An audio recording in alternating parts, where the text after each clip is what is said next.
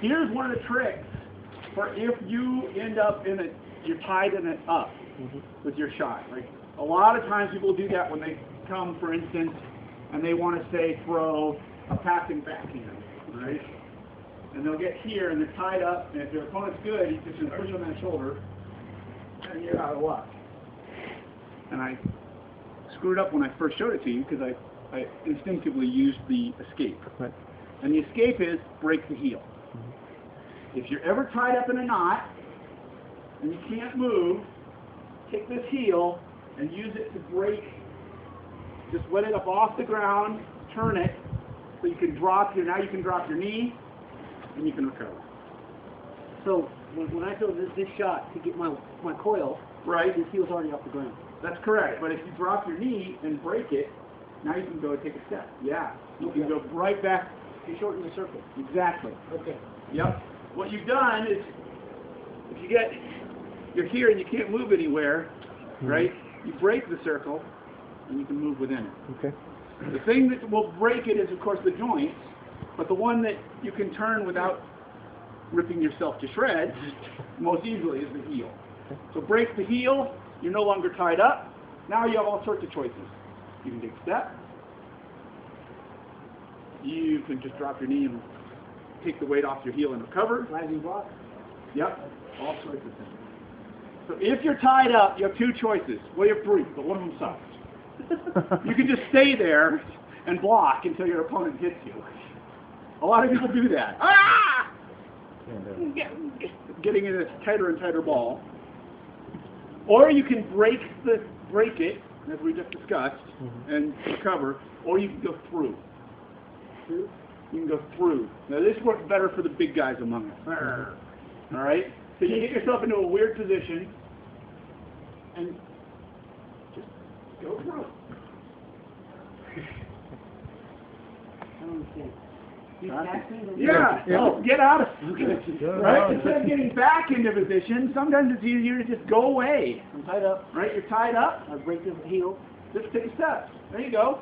Hey, Unless your opponent's really good at boom, no way, no hip check. you can get away with that. It's basically the same technique you use when you're in a shield ball charge. Right? You're not charging right into the face of that shield. Shoot the gap. You're shooting the gap.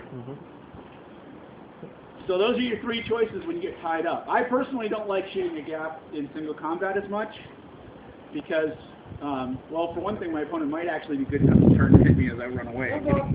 Getting hit in the back of the shoulders sucks. So yeah, definitely have a tail when you do that.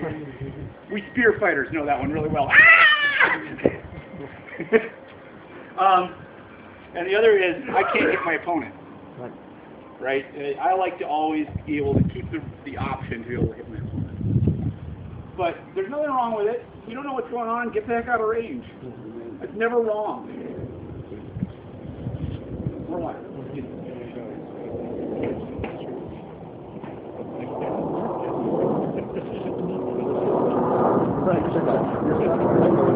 Okay.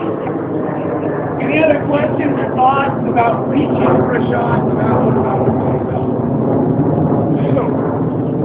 Go ahead, please. You don't fight your full height. No. You're always. I never fight at my full height. You're always If down. I fight at my full height,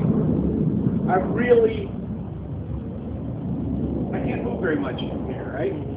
My knees are locked, my heels are down, you know, or maybe the heels are up, but in that case I'm walking around like some sort of penguin.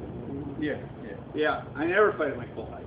Always at least 2 inches shorter than my full height. And that's what you call your natural fighting height. Right.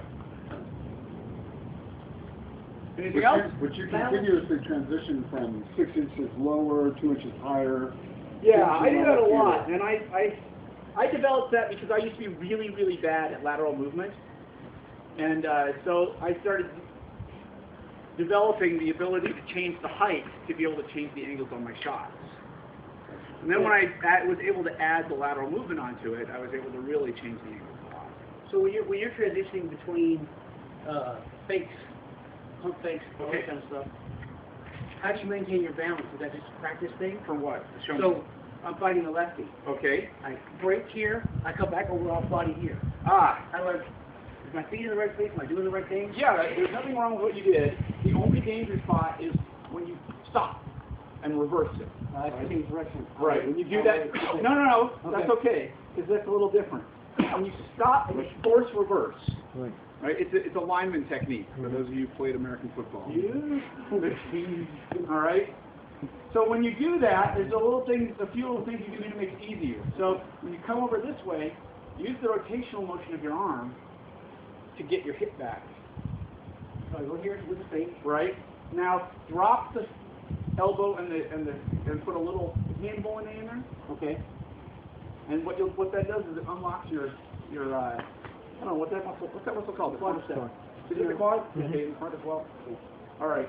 So you go. Do that again.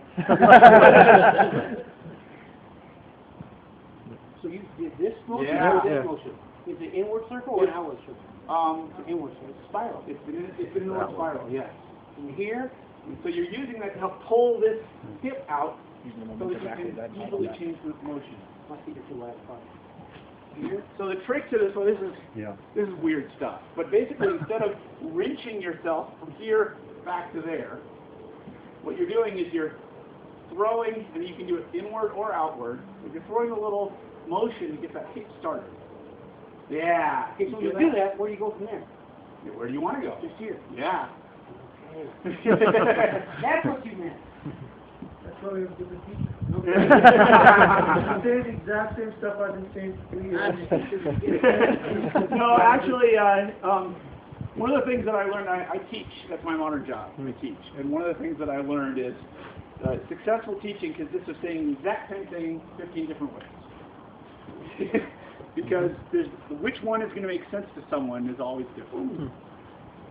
Yeah, you feel that? I feel Lots of power there, yeah. Good, okay. So, what I want to do now, I want to put this motion thing together. We're going to do a team drill. It's an attack and defend drill. This is Tai Chi, not sumo, okay? So the notion is, you and your partner are going to choose a spot your partner is trying to get to, and you're trying to keep him from getting there. You're going to do it just by walking, just by moving around. So if I wanted, for instance, to get to that pole, right, that's my first natural step. You're going to block it. I want to come this way. You want to get wide, all right? If your opponent ever, he's going to get there eventually because you can keep working back and forth. That's just the way, the nature. If your opponent ever overcommits, you have the ability to use 2 fingers. And 2 fingers only on your opponent. So that if I do this, now I got a lot farther to go. All right, same thing for the defender. You can work your way past him. That's not going to work. I'd have to sumo it. Right? But if he hadn't reacted well, and I could actually get my arm past him, that's just fine. Yes. He was way overextended. Yes, he was, but you notice he was way overextended in a way that I couldn't take advantage of. Right? I would have to actually give up distance to do that. So, again, not sumo, it's not about power. If you feel it like you're pushing, that's not the goal. The goal is to work your way past your opponent. Okay? So, choose a partner. Where we go?